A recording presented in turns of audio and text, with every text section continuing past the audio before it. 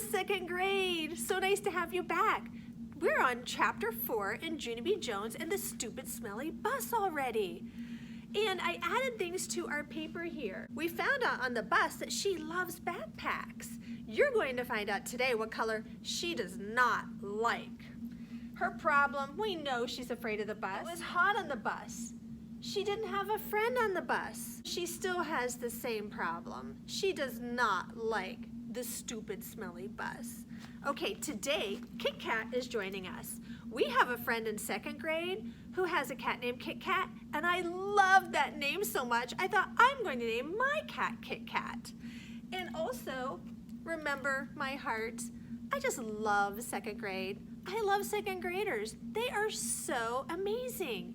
And I love Junie B. Jones. She is so hilarious. Sometimes Junie B. Jones has some problems. Sometimes she doesn't say or think nice things. And sometimes she doesn't say words correctly, and we need to help her. Kids. Some of the other bus kids turned out to be in my class too. One of them was that Jim. That Jim I hate. Mrs. made us line up. Then we followed her to our room. Its name is Room 9.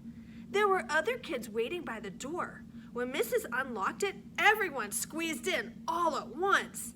That Jim stepped on my new shoe. He made a scratch mark on my shiny toe. The kind of scratch that licking won't fix.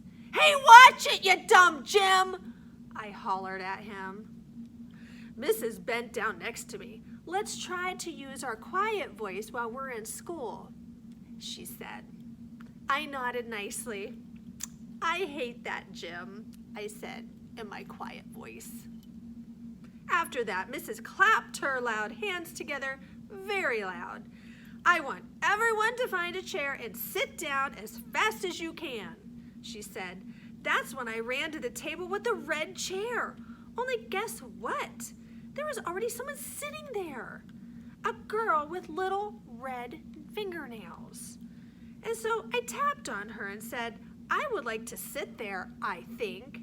No, she said, I am. Yeah, only I already picked that chair out, I told her. Ask my mother if you don't believe me. But the girl just shook her head. No. And then Mrs. clapped her loud hands again and said, please find a seat.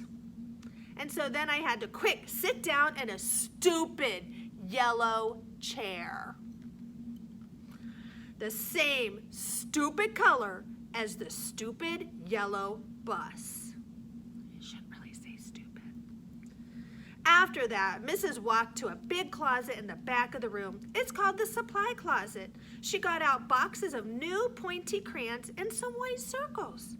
Then she passed them out, and we had to print our names on the circles and pin them to our front. It was our first work. If you need help spelling your name, raise your hand, said Mrs. I raised my hand. I don't need help, I told her. Grandma Miller says I print beautifully. I used red, but then a mistake happened. I made my Junie too big, and there wasn't any room left for my B, and so I had to squish it very teeny at the bottom. I hate this stupid dumb circle, I hollered. Mrs. made the sound shh and gave me a new one. Thank you, I said nicely. Grandma Miller says I print beautifully. The girl with the little red fingernails was faster than me. She showed me her circle and pointed to her letters. L-U-C-I-L-L-E.